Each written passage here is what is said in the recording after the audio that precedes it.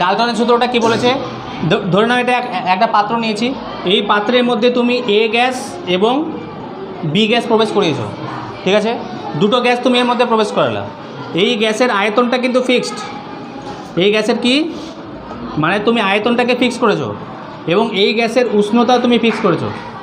এবার তুমি কি করলা, এই গ্যাসের মধ্যে যে দুটো গ্যাস তুমি প্রবেশ করালা, প্রবেশ করানোর পরে এ গ্যাস আর বি গ্যাস এই পাত্রের দেওয়ালে একটা চাপ দিবে, ঠিক আছে, পাত্রের দেওয়ালে কি করবে, একটা চাপ দিবে। এবার এই যে চাপটা, টোটাল যে চাপটা মানে টোটাল গ্যাস মিশ্রণটার যে চাপ, সেই চাপটাকে আমি ধরে নিচ্ছি পিটি, মানে টোটাল চাপ, টোটাল প্রেসার। পি দিয়ে প্রেসার, টি দিয়ে হচ্ছে টোটাল, বলছি আমি এখানে টোটাল প্রেসার। তো এই গ্যাস মিশ্রণটার টোটাল প্রেসার হচ্ছে পিটি, মানে দুটো গ্যাস বা তিনটা গ্যাস তুমি নিতে পারো, ধরে নাও আরেকটা গ্যাস নিলাম, সি গ্যাস নিলাম, তার মানে টোটাল যে চাপ হবে এই পাত্রের মধ্যে, টোটাল চাপটা হবে তিনটা গ্যাসের আলাদা আলাদা করে যে চাপটা তাদের সমষ্টির সমান হবে। কথা বোঝা গেল? তার মানে আমরা বলতে পারি, তাহলে আমরা এখানে কি বলতে পারি যে টোটাল চাপটা কি হলো, এ গ্যাসের আংশিক চাপ, আংশিক চাপটাকে এইভাবে লিখছি, এভাবে এ গ্যাসের আংশিক চাপ এবং বি গ্যাসের আংশিক চাপ এবং সি গ্যাসের আংশিক চাপ, এদের সমষ্টি নাকি সমান হবে টোটাল চাপটা, হবে না, মানে নিজেদের মধ্যে বিক্রিয়া করবে না, এরকম গ্যাস নিবা। এরকম গ্যাস নিয়ে তুমি একটা পাত্রের মধ্যে রেখেছো, তাহলে এই পাত্রের মধ্যে একটা চাপ তৈরি হবে, সেই চাপটা কি হবে, তারা যদি একা একা যে চাপটা দিত সেই চাপটার সমষ্টির সমান হতো। বোঝা গেল? তাহলে এখান থেকে একটা টার্ম আসছে যেটাকে আমরা বলছি আংশিক চাপ। আংশিক চাপ এটাকে বলা হয় পার্সিয়াল প্রেসার।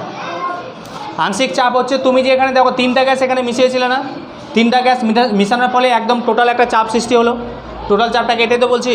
এবার তুমি কি করলা, এ গ্যাসটাকে রেখে দিয়ে বি আর সিটাকে বের করে নিলাম। ধরে নাও যে এখানে শুধুমাত্র এ গ্যাসটা আছে, বি আর সি নেই, তাহলে এ গ্যাসের একটা চাপ আসবে, তো নিজের একটা চাপ আসবে, এ গ্যাসটার একটা চাপ আসবে, যে চাপটাকে বলছি এ গ্যাসের আংশিক চাপ।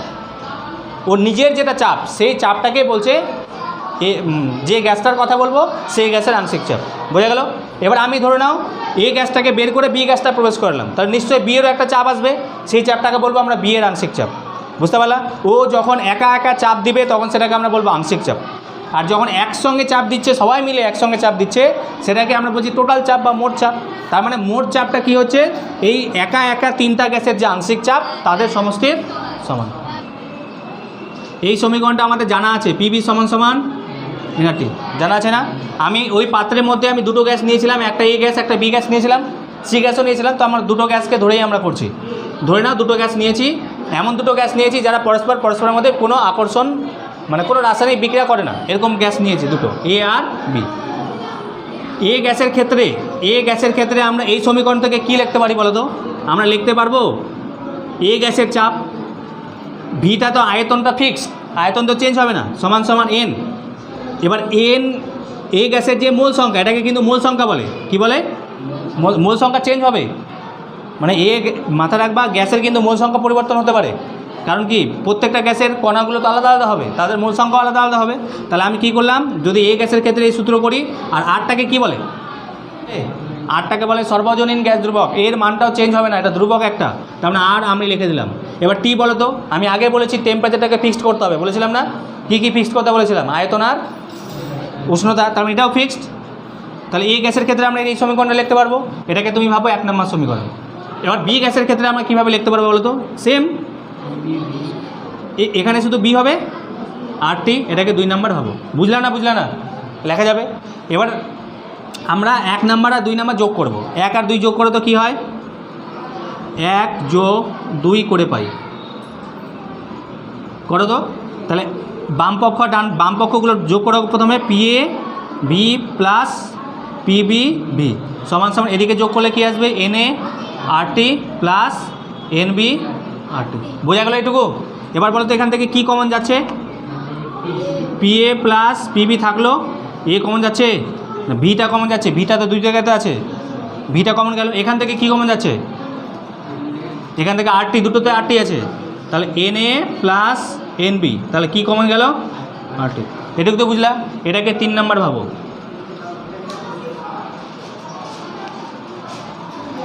হলো? আচ্ছা লিখবা পরে।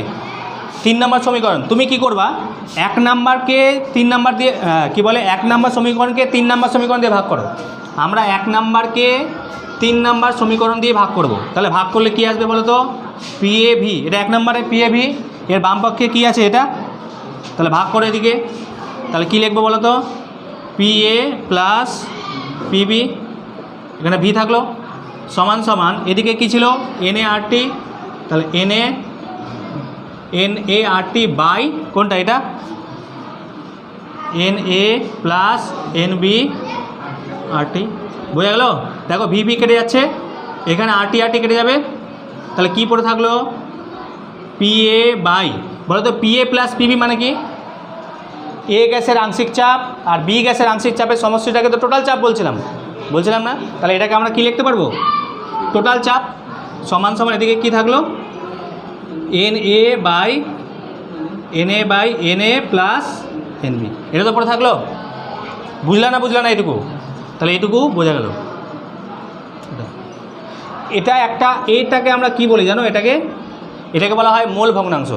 তোমাদের জানা আছে কিনা জানি না। দেখো মোল ভগ্নাংশ কাকে বলে একটু আমি বলে দিই আগে। মোল ভগ্নাংশ মানে মোল সংখ্যা, ধরে নাও A গ্যাসের মোল সংখ্যা ধরে নাও, জায়গায় হবে না মনে হয়, A গ্যাসের মোল সংখ্যা, মোল ভগ্নাংশ আর মোল সংখ্যা একই আলাদা জিনিস, কিন্তু মোল সংখ্যাটাকে N দ্বারা প্রকাশ করা হয়। আমি ধরলাম A গ্যাসের মোল সংখ্যা কি NA ধরেছিলাম তখনই, B গ্যাসের মোল সংখ্যা তাহলে কি হবে সমান সমান NB হবে তো, NB।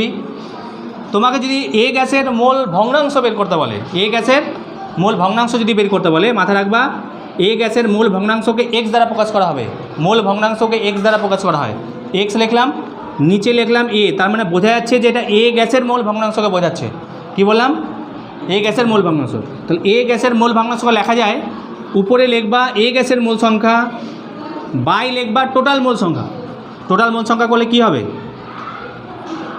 NA প্লাস NB হবে কি না। তাহলে এটা হলো কি বলো তো মোল ভগ্নাংশ। কার মোল ভগ্নাংশ, A গ্যাসের। এবার যদি আমি B গ্যাসের বের করতাম তাহলে কি হতো, XB সমান সমান এখানে কি হতো NB বাই টোটালটা NA প্লাস NB, এটা হচ্ছে B গ্যাসের মোল ভগ্নাংশ।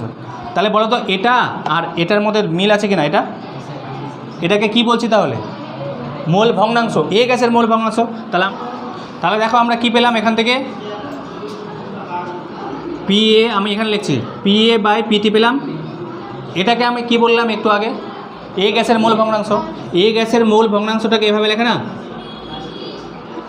X দিয়ে মোল ভগ্নাংশ, তাহলে A গ্যাসের মোল ভগ্নাংশ। বলে আমি যদি কোনাকুনি গুণ করি তাহলে কী আসবে, PA সমান সমান PT ইন্টু X এ আসবে।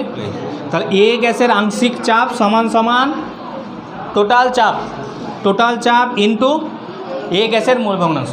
তার মানে আমরা এখান থেকে একটা ইকুয়েশন পেলাম, যে ইকুয়েশনটা থেকে কিন্তু এখান থেকে অঙ্ক করতে হয়। তোমাকে ডাইরেক্ট বলে দিবে কোনো গ্যাসের আংশিক চাপ বের করতে, তো কোনো গ্যাসের যদি আংশিক চাপ বের করতে হয় তাহলে এই দুটো মান দেওয়া থাকবে, দেখবা মোল ভগ্নাংশ আর টোটাল চাপ দেওয়া থাকবে, তাহলে এটাকে গুণ করলে আংশিক চাপ পাওয়া যাবে। এবার তোমাকে ধরে নাও বলে দিল কি টোটাল চাপটা বের করো, তার মানে নিশ্চয়ই আংশিক চাপটা দেওয়া থাকবে, মূল ভগ্নাংশ দেওয়া থাকবে, মানে তিনটার মধ্যে দুটো দেওয়া থাকবে, একটা বের করতে হবে। কথা বোঝা গেল?